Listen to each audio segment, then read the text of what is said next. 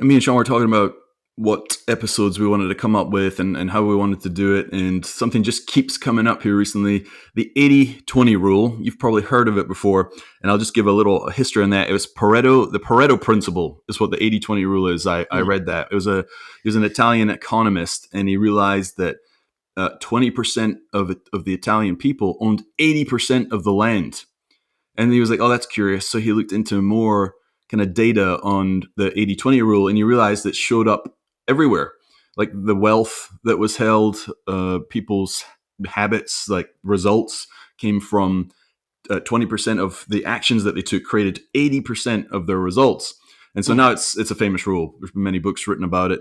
Many people have mentioned it. And if you were to think about your own life, if you think about the actions that produce the results in your life that you want, good or bad, P.S., and we'll get into that, it really is true. And it's not a hard 80-20. It could be a 70-30, could be a 90-10, but the general principle is the small amount of your actions will produce the mass amount of your results.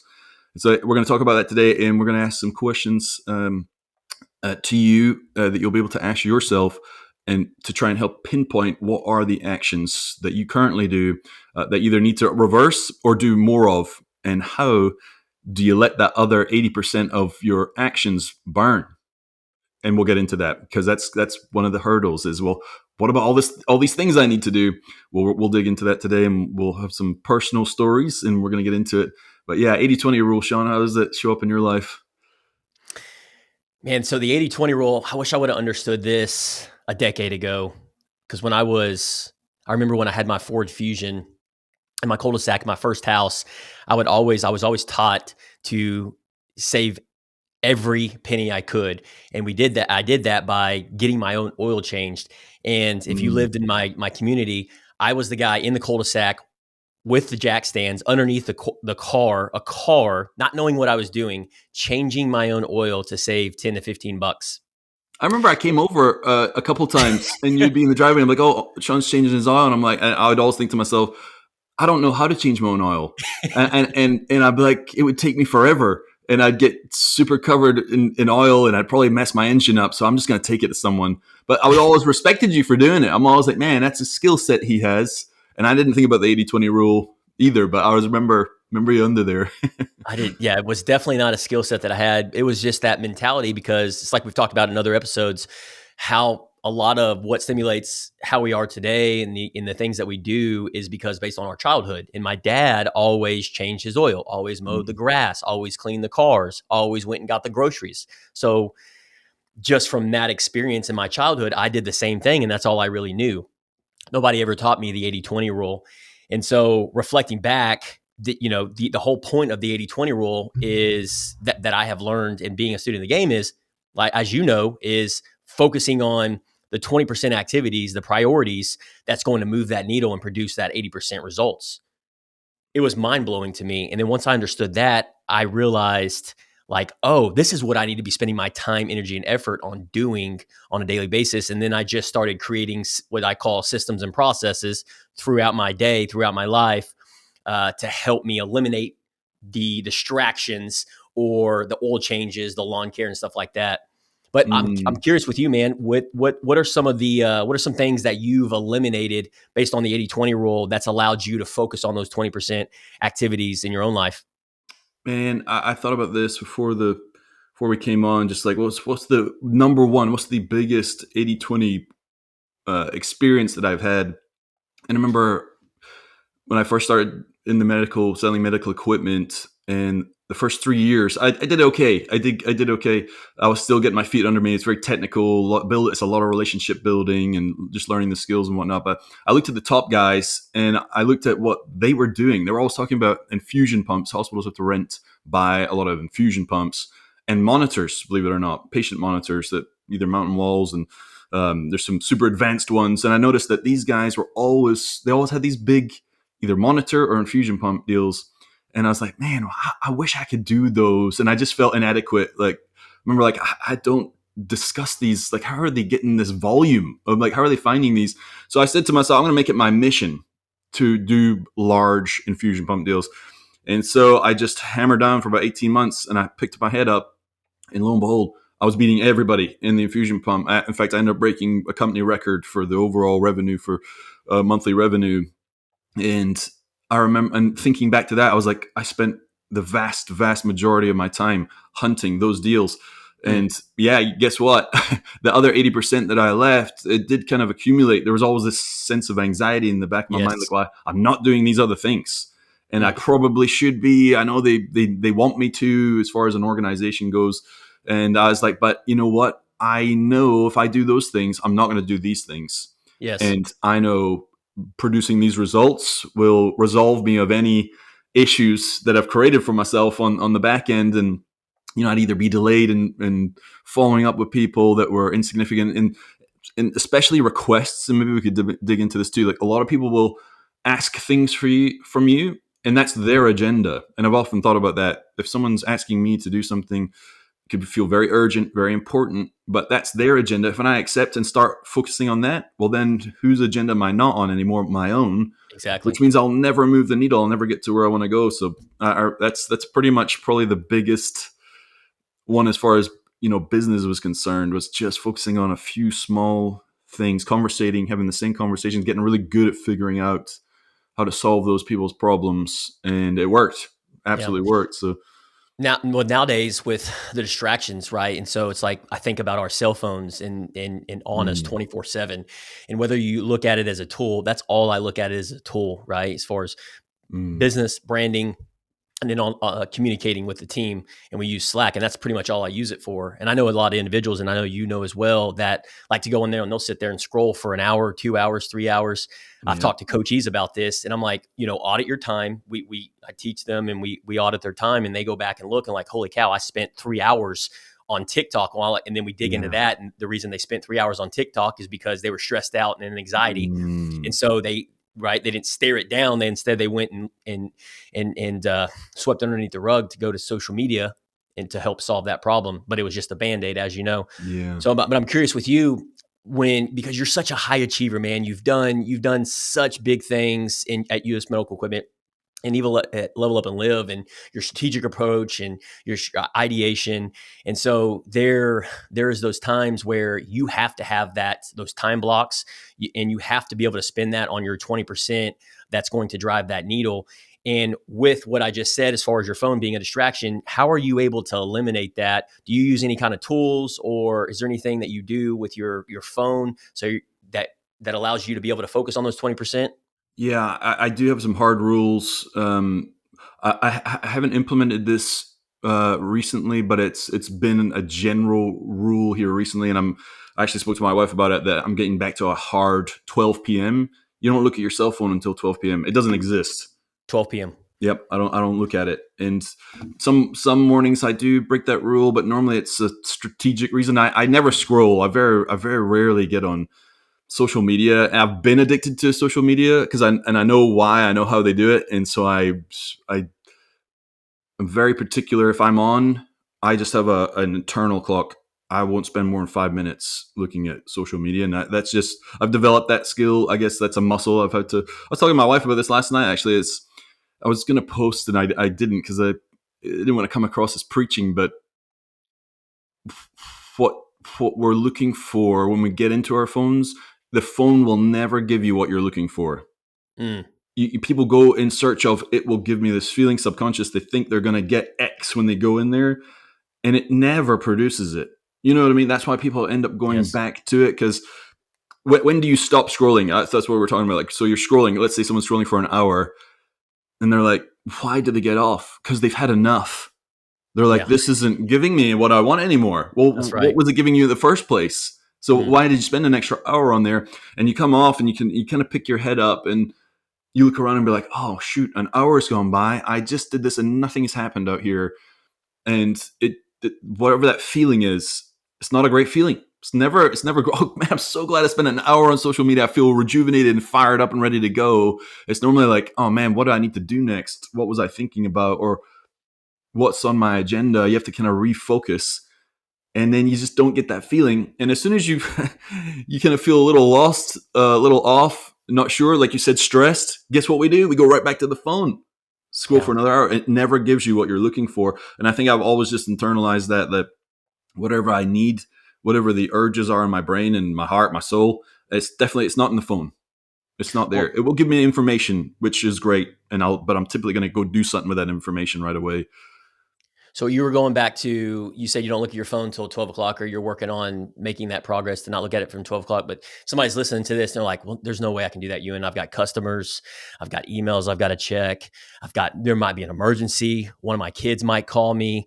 My wife might call me. There's no way I can wait till 12 o'clock. Yeah, it's that is where it's going to have to be a skill. You'd have to audit how many times have you really needed, how many times, how many emergencies have shown up, and you can either be trained by your customer or you can train your customer. Mm, And here's my theory on that. You could say, well, then that's not great service, but it's actually a disservice to jump on their call immediately, mm, because they will be the ones that suffer when another customer needs them immediately. So now they're whatever it is that they need in the future, which is the best of you. They can't get the best of you because you're constantly on somebody else's agenda. And so if you're on your agenda, you're going to be your best version. And so it's a compounding, much larger overacting perspective, right? yeah. And for you, in business, I think about, well, you could have people handle phone calls, right? If you're an entrepreneur, that would be a position immediately you'd want to fill. Because if it is customer emergencies and you do actually say, well, yeah, I do have emergencies, then Mm, you don't really have that option. So yeah, you'd have to manage that out. But for me, I can put that off, and then most people will know I'll get back to them after 12, after lunch. yeah. Because Um, you've set, what I'm hearing you say is you've really set the standards. You've almost educated them. yeah, And it's like you said, I've heard this before, and this is when I started implementing it. When I heard this, I don't know who I heard it from, but it's like, okay, if you think about your emails, your text messages, your phone calls in the last 30, 60, 90 days, let's break that down. Okay. Out of those 90 days, how many of those have been emergencies? yeah, it's exactly. Nothing is really an emergency. Like we think they are. It's urgent, but it's not important. We It's confuse important with urgent, and right. that's a skill. And I still mess that up all the time, because depending on who's asking, I might feel like, oh, I better look after this person, but then you're not going to end up being the best of yourself, and then they end up suffering because you're not the best version of yourself. You're a little more stressed out now, and then Yeah. you're not going to be able to produce top results, which levels you up over time, because you you step into the person that you're becoming. You become more of what you are, Yeah. and that can. And if you're just in that constant, like, responsive mode, anxious, that's where burnout happens. That is the definition of it. Is you've just 100%. constantly been responding to everything that's not your agenda, and it's exhausting. And so I Well, think people have to. It's you chip away. If I was to think back, I trained myself. I trained myself not to look at my phone. I remember I'd pick it up and be like, "What am I doing?" I put it down, and mm, I just continually did that until, uh, again, why was I picking it up? There was no reason behind it. It was just a response, and so you have to retrain yourself to get rid of that response. There are certain people I will answer if I see a certain call and it aligns with my agenda. I'm answering it, yeah. and because that's going to help me get farther along. But if it's completely out of the blue, I'm going to put them on hold. Like they can wait. Yeah. When I hear you say that, as far as picking up the phone when somebody's calling you, when I'm thinking about the list, somebody's listening to this, if it's aligned, like you said, with your agenda, or what those one or two priorities that you're focused on a daily basis that aligns with your goals and who the outcomes and who you're trying to become, then what you can do in your phone that I've learned is you can actually add that person when you have your phone on do not disturb. So you can't see your red notifications and you Oh, can't that's good. see other text messages and phone calls come through. I get a lot of like 1-800 numbers because our phone number, I've put it pretty much everywhere for the last 10 years. So I feel like all these solicitors have it. But one of the things I do is do not disturb. And so you can actually go in there and put the person and their number in your iPhone Oh, that's on cool. who can get through your do not disturb. Oh, I So I didn't only know have that. like 3 people in there. You're one of them, my wife, and then one of the 2 other people that are on my leadership team at the company. And so if they're calling, I know it's an emergency. They know not to Yeah. call, but so they have to get through to me. And then of course, one or two of my family members. But yeah, if you're listening to this, man, do not disturb has been the biggest game changer for me. And like you said, the Pareto principle, where you do these not only the 80-20 rule, and you're focused on that 20% of the activities, and you do that by those time blocks, and then eliminating that distraction, which is your phone, like we've talked about. And then if you're worried about the emergencies, cool. Put those 3 people on your phone to get through and put it on the ringer. So that's the only thing that rings if Mm. there is an emergency. You And then know, it's subconsciously you're important. at peace. Yeah. Yeah, man, that's super good. I'm going to Google how to do that after, because that would be super beneficial. Because I'm aware, and even that's a distraction. Like we were talking about on Yeah. Friday with the High Performance Habits by Brent Bouchard. Uh, a distraction. You get distracted every 11 minutes, and it Mm, could take up to 23 minutes to get refocused back on what it was that you were previously doing. And wow. so if that's happening every 11 minutes, you're talking about hours and hours of lost time. Even Isaiah mentioned that, the average salesperson works about 90 minutes a day of Yeah. actual work because they're Yes. so Yep. pulled and distracted. And being busy can feel very productive, but busy is not productive. It's actually anti-productive.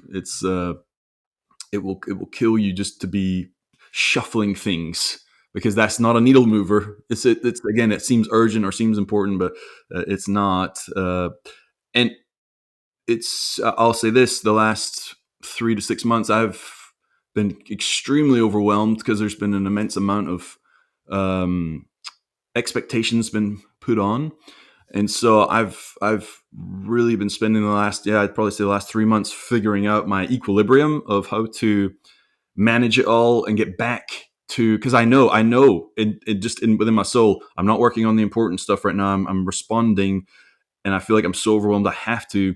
And what I've noticed is, as I'm getting back to my agenda, my priorities, Yes. I've noticed that all those urgency things kind of dissipate because I'm controlling it now. I'm getting ahead because I'm focused on what I'm doing, which allows me to then manage all the other stuff.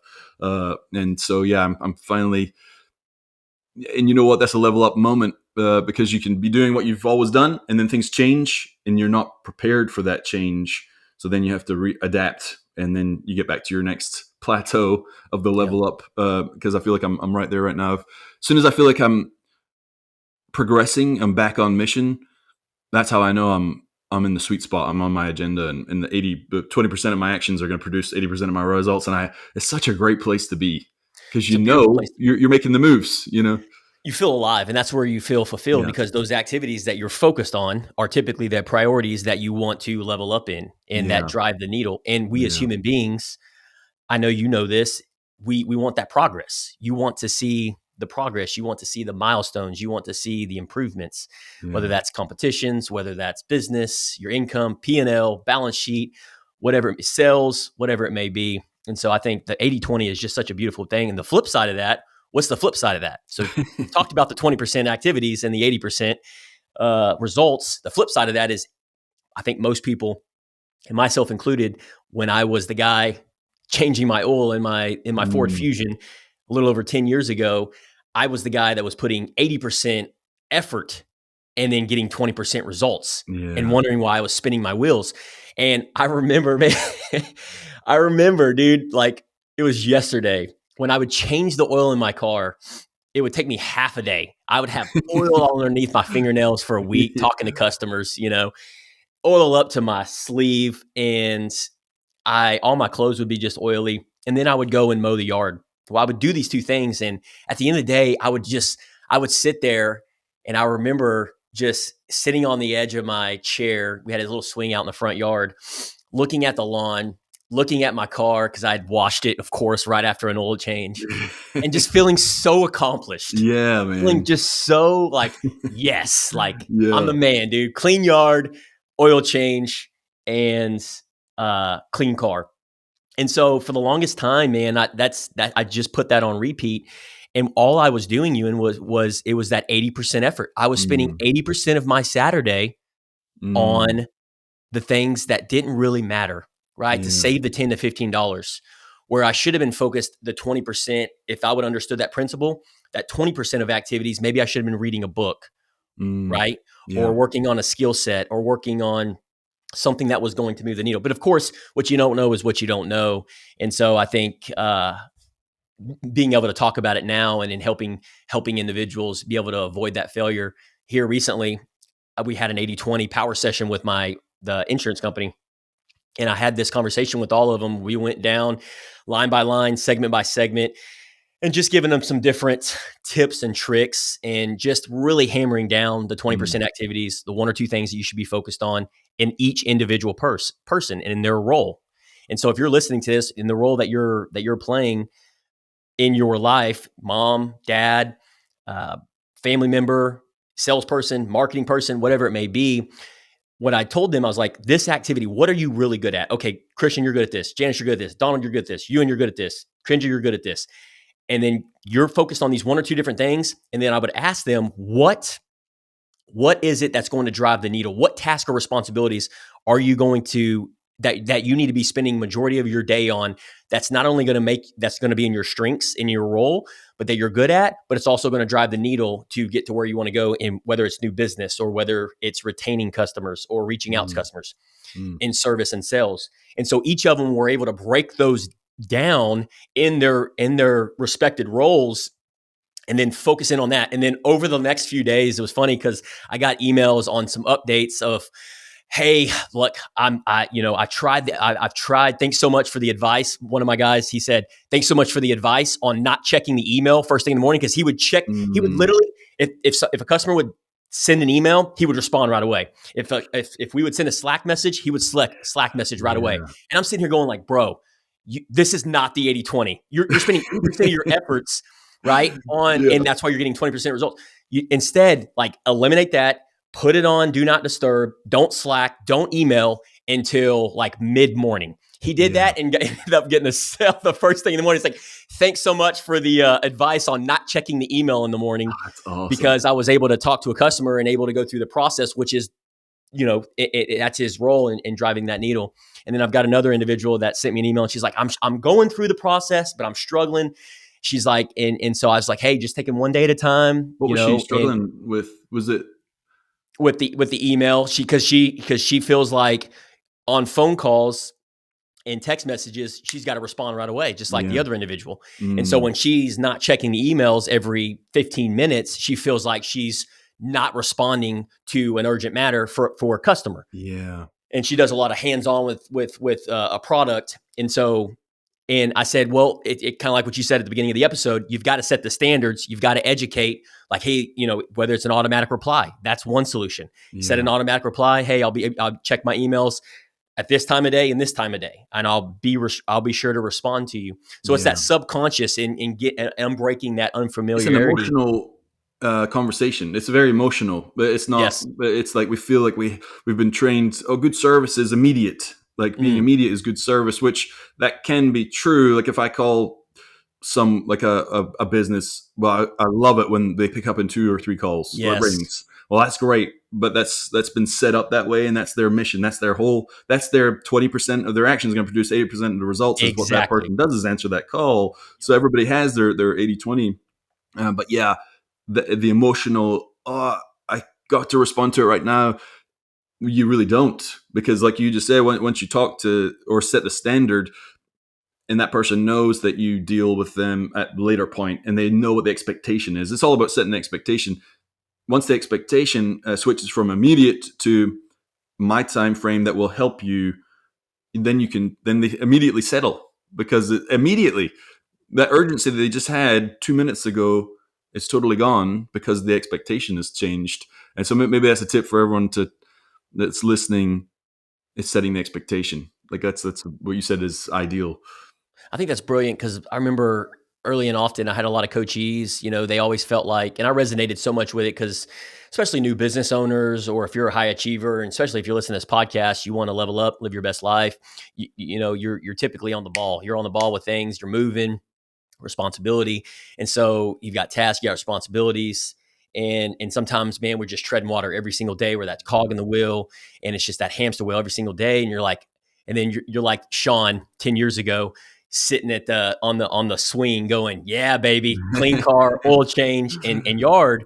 But it's that 80% effort. I'm exhausted, I'm tired, but I really wasn't driving the needle at all. Yeah. And so maybe you're feeling like that. And if you are, I challenge you to write one thing down here between now and the next episode on one activity that you could really focus on and start time blocking and applying the 80-20, which is that 20% spending your time, energy, and effort on that one activity Yeah. and where you feel the best during the day. So if that's a morning time and you're doing the hardest task then, and then the flip side of that is eliminating a task that is preventing you from that activity. And so for me, instead of reading 10 years ago, I was washing my car, doing my oil change, and when I could have been doing other things to really drive the needle in the skill sets that I needed to learn in sales, which is the industry that I was in at the time.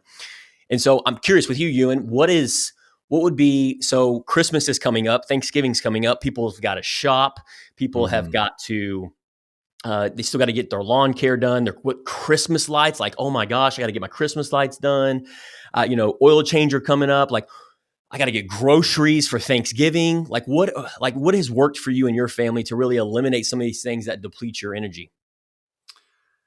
Man, I get my wife to do it all, like that. Yeah, I mean, we each have our roles. I mean, and since my kids are now 9 and 11, we as a family unit, things around the house, like so you're here, the kitchen here recently had kept having the kids are getting older. They're playing soccer. They got a lot of school stuff going on. They have Busy. they're high level. Like they have a lot of high level things going on in their lives, like with the school they go to, and so there's a lot of moving pieces. And the kitchen kept kind of getting messed up. Like it just wasn't as clean as it had been. And my wife is normally in charge of that, and I could tell she's getting frustrated. And I know how I operate, and so to help her out, I asked her to like, hey, let me be responsible for making sure everything is done.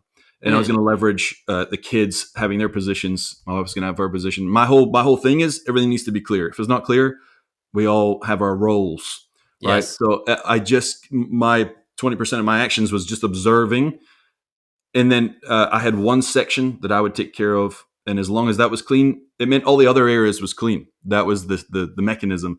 So for me, I guess if I was to break it down, if you have additional people in your life, if you have a family unit, um, you can do that. And I'm talking about like if you didn't want to spend money on a maid, right? Because we could go get a maid. We've done that, and it didn't work for us. It just didn't. I don't know why. It Really? didn't because literally within 24 hours, the whole thing would be a wreck again. So I'm like, this is going to have to be a daily thing that we have to systematize, So, but yeah, on Christmas lights, that's something I would hire out. You'd really have to delegate what it is that's going to, the ROI, how much does it cost for someone else to do it versus what is my hourly rate to myself. Like what are you worth if you don't do that yourself? So yeah, that would be and a lot of that I've gotten from you too. I don't think I did hire a maid, and the first time we had him for like a year, and it was because you had one. So I was like, oh, we're gonna do that, and it was nice. It was nice cleaning baseboards and everything. So I would highly recommend that for people that it works with, depending on your schedule. But yeah, what else would you add in for you to handle all that? So some of the hacks that really have helped me out to apply this 80-20, and just because it all comes down to energy. It's like, where is your energy being spent? And for me, 10 years ago, it was on the car, cleaning the car and doing my lawn. And I remember telling you had asked me, this was several years ago. You're like, are you still, I was building a business and I was still mowing my yard. Mhm. Right. And in the yard that I have, people were paying 35, $40, but it would take me 2 hours because I had to have it pristine. I had to have every leaf up, and I had to have all the landscapes blown out. I had to have it looking good, but it would take me 4 hours. And then 30 minutes later, wind would come through and leaves would blow all over the freaking yard again. Yeah. So I realized, I was like, okay. And I I remember sharing that with you, and I was like, well, what do you do? And you're like, well, I just hire a lawn person because, my return on investment, it doesn't make sense. I'm just going to pay somebody $30. And I didn't really understand it at the time.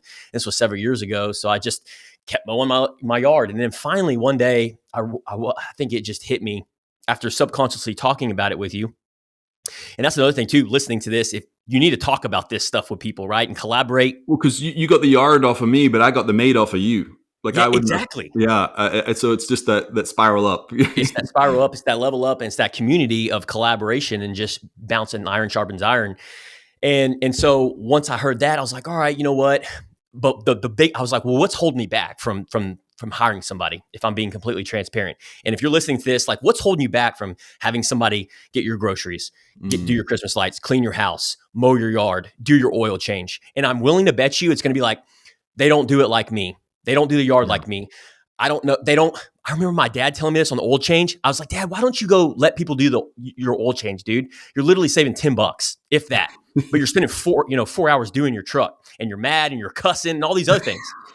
And he goes, this is what he told me, dude. I couldn't believe this. He's like, they don't let it drain long enough. They don't let the oil drain long enough. And I remember thinking deep down inside, I'm like, that could be true, but I'm like, my car's still going to run. It's still running. I've been doing it for the last 10 years, you know? Yeah. So what are you, listening to this, what are you telling yourself? For me, when Ewan told me about he paid somebody to do Jean, I'm like, in my mind, my childhood was we did our own lawn and we didn't hire somebody else to do that. So it was that blind spot. It was that limited mindset, that limited belief of getting somebody else to do it. And then once I released the rain, I'm like, okay, you know what? I'm going to try it. I'm going to pay somebody $40 to mow my lawn. And I haven't looked back since. Once Yes. I That hired somebody to feeling. do my lawn, it's been the best investment. And then once I got my time back, I remember sitting in my studio, Ewan, reading a book while the person was out there mowing his lawn. He was happy. I was happy because I was learning my skill sets. And then I started I started going into like hack mode, bro. I Yeah. started doing HEB. If you're an HEB, I started doing delivery service, paying $10 there. And then I started hiring for Christmas lights because I didn't like getting on a ladder. You know, nobody Yeah. likes getting on a ladder. And then, dude, I remember, Ewan, Saturdays, I would I would wake up Saturdays when we bought our house in 2019, and I would tell Kendra, I'm like, babe, I'm gonna wake up and I'm gonna go down to the store and I'm gonna get a Bang energy drink. I'm gonna get one of those energy drinks. I'm gonna get you one too, and we're gonna freaking hammer out and clean the house. We're gonna drink this. We're gonna hammer out for the next 4 hours and clean the house because it needs to be cleaned. You down? And I would be so excited about it, and she'd be like, okay. You know, I remember I did this like week after week, bro. And then finally I was like, dude, I'm exhausted. By 11 o'clock, I'm exhausted. And then, of course, after that, as you know, you make poor food choices and we were eating like pizzas. I'm like, what Yes. am I doing with my life? You know? And so I was like, you know what?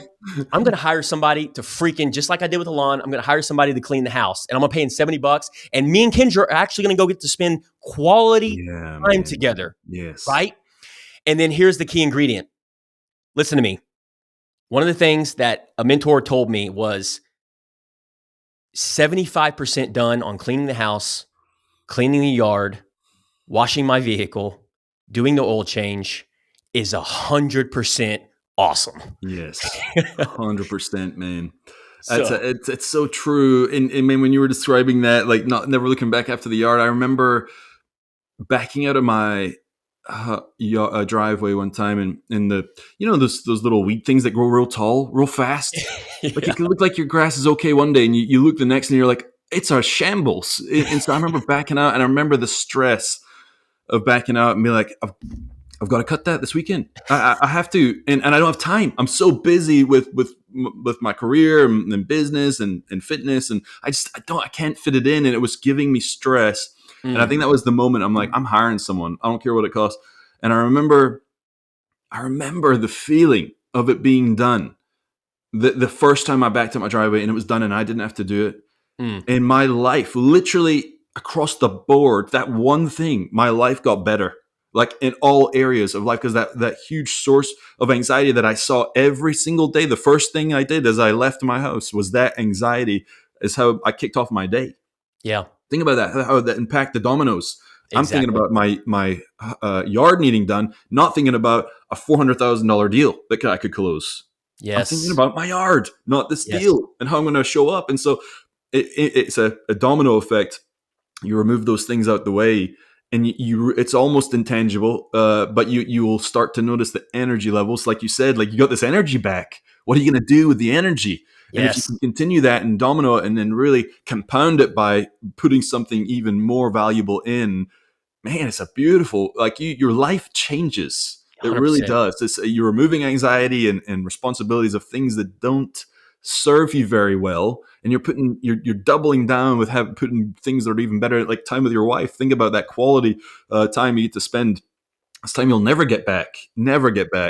And so it's fascinating that we're talking about this, because it's just, I'm pumped now. I'm like, where it's, because it'll never go away. There's always more 80/20s. I'm thinking, okay, where's my more 80/20s? How can I dial in even more? And so, yeah, I was curious that first time you had the oil change, because I know how it was for you and your family growing up. Like, man, you do that yourself, that oil change, and I can't relate to that one because I never did it. But when you first had that oil change the first time, where you took it and you're sitting there, like, what was that? Do you remember? Was it weird? Like, oh, this doesn't feel right, or was it a genuine, like, immediate, like, oh, this is great, or like, how did it feel? Oh, funny question and great question. I remember it vividly. So I was like, all right, I made the decision. I'm going to try it out. I'm going to do it. I'm going to go get my oil change. And I remember pulling up, Ewan. And of course, granted, this is my first time ever having somebody do my oil change, rotate my tires, balance, or anything, because I'd always done it myself. Mm. So I pull up. I don't remember where I went. It's like a Jiffy Lube in Conroe. And when I pulled up, I was like, all right, well, what do I do now? And the guy walks out from Jiffy Lube and knocks on my window. I'm like, yes, sir. I'm here to get my oil change and possibly oil, air filter, whatever comes with it. And he goes, all right, well, get out of the vehicle, hand me the keys, and go sit inside. I'm like, wait a minute. I have to give you my keys? You're going to get my vehicle? He's like, yeah, I got to pull it in. And I remember, and this was my car. I paid like $4,500 for this my car, and this is my baby. I just cleaned it up. I pulled it in, or they pulled it into the thing. Well, there's like 5 other people sitting in there, Mm. and he told me to go in there. I'm like, I'm not going in there. I'm watching the car. I want to make sure that the oil change's getting done, and you don't strip the bolt and you put the bolt back, dude. I'm literally standing Meticulous. there. I'm the guy that's standing there watching him do his job, because I wanted to make sure he drained it enough time. He gave it 10, 15 minutes. This is all going through my head, because this is what my dad told me. You got to drain it for 30 minutes, son. You got to let it Mm. drain. Make sure you put the bolt back on. Make sure they check the tires. And I'm sitting here asking him all these questions. And I realize, I'm like, dude, I'm my dad right now. I'm my son. I'm my dad. What am I doing? What am I doing? And so immediately, right then and there, I realized, I was like, dude, I have got to let these people do their job, right? And I remember it pulling the piece from me. That's another thing. You Yeah, said it the earlier. It's peace. like, I remember pulling the piece, even though I had let this person do this job and change the oil change, but it pulled the piece for me in that moment. Well, once we got done, he gave me the keys. I paid for it. I remember driving off and going, dude, that was an interesting experience, because not only did it pull my piece, but somebody else just did that job, and I don't have oil underneath my fingers now. And I Yeah. paid, yes, maybe $10 more, but I got my time back, and I was able to, at that point, it was, I was able to maybe make a phone call Yeah. to Kendra or something, you know what I mean? Yeah. Something very easy, but it freed up my time. And so ever since then, I have just been stacking that. I'm like, how do I, because all it is buy back your time. You're just buying Yeah. back your time. Yes. And now it's just, it's the best feeling in the world. It's like, I agree with you. It's like, where can I buy back my time, apply the 80/20 rule? And you listening to this, we challenge you today. It's like, where can you, 20% of your efforts, your activities on a daily basis, where can you apply that? And then that's going to yield your 80% results. That brings the most fulfillment to you and moves that needle in your life. And then eliminate or delegate, or like what we're talking about, maybe it's getting your oil changed, or having your yard done, or getting Yeah. HEB to deliver your service, or having somebody do your Christmas lights. Just do one thing, Yeah. and then apply that same principle. And just, to me, that's how you get to a place where a life by design on what it is that you want to do, and to get to where you want to go. And we didn't even dig into 80/20 on food, or Oh eighty man, twenty dude, on we could fitness. do like multiple series. Kendra actually mentioned it the other day. She's like, you guys should do series on Yeah. different 80/20s for I think it's a food in brilliant different idea. areas. That's a great idea. We should do that, man. Yeah, because to jump in the food now would be another. We could spend a Oh, whole hour on that because that's yeah. an exercise. I was going to ask you, man, if you could do 20% of your actions and produced 80% of your fitness results, what would those be? So we'll save those for future episodes for sure. Sounds good. And if you're listening to this, and if that is something that you would like us to do, a series of the 80-20 rule in the different areas of life that has worked for us, then let us know, and shoot us a DM, direct message. And also make sure to share this with another friend that could use the 80-20 rule and that maybe not applying it in their life, because that's what we have found is a lot of individuals are not aware, or if they are aware, they're not applying it. It makes all the difference in the world. So we And if appreciate you you. have an 80-20, if you have an 80-20 we hadn't mentioned today, we would love to know about it. Oh, yeah. Yeah. I mean, I'm always looking because there's things that we might not know about that you could put on our radar because I'll add it. Yeah, so true. So with that being said, outside of that, thanks again for listening today. Share it with a friend. Make sure you subscribe. Leave us a review on what you liked about the show. Level up and live. Level up and live.